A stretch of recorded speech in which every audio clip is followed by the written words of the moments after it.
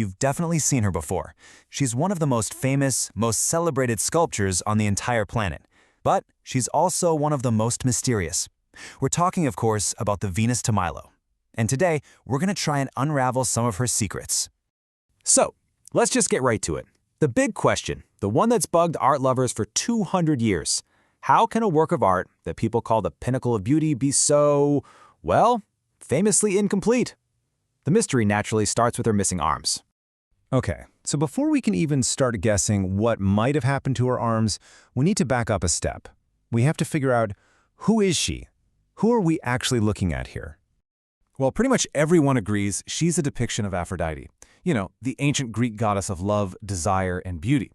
The Romans later called her Venus, and that's actually where we get the name we use today. For the ancient world, she was the absolute ideal of perfection. But her story is so much more than just ancient Greece. I mean, it's this incredible saga of being created, then lost, completely lost, for almost 2,000 years, and then, boom, rediscovered in the most amazing way. All right, so let's put this on a timeline. She was carved way back in what's called the Hellenistic period. Think sometime between 130 and 100 BCE. And then, for nearly 2 millennia, nothing. She just disappeared. Buried, forgotten, basically erased from history. That is until 1820, when a Greek farmer was just digging in his field and stumbled across this absolute masterpiece. And get this, that farmer, he was on this little Greek island called Milos. And that's it. That's the origin of her name. Venus de Milo literally just means Venus from Milos.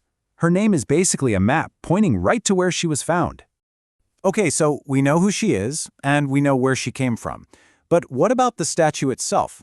Like, if you were standing right in front of her, what would you see? Just how big is she?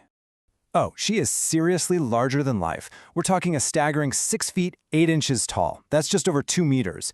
And that size wasn't an accident. It was designed to give her this powerful, almost divine presence. She was meant to tower over any mortal standing before her. And it's not just her size, the material is a huge deal too. She's carved from something called Parian marble.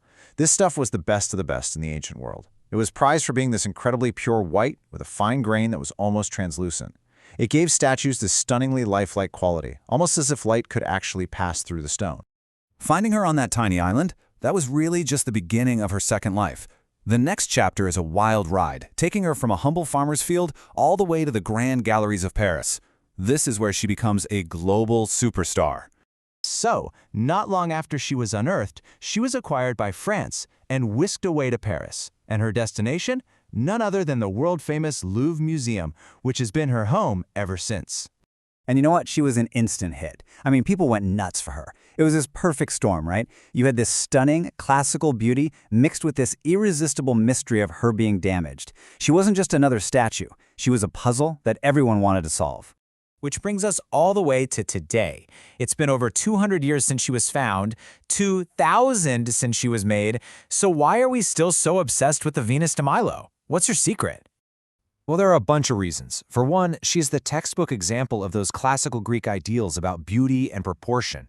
She's also been a muse for countless artists, writers, filmmakers, you name it. She's become this powerful symbol of pure artistic mastery. And the proof is right there in the numbers. Millions of people still make the pilgrimage to the Louvre every single year, just to see her in person.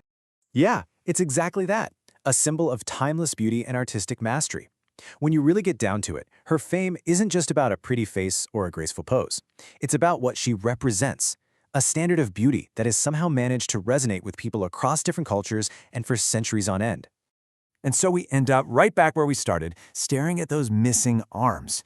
For 200 years, people have debated and theorized, what was she holding, what was she doing? But you know what? Maybe we're asking the wrong question. What if the mystery itself, that famous glaring imperfection, is actually the thing that makes her so perfect? What if that's what turns her from just a statue into a truly unforgettable icon?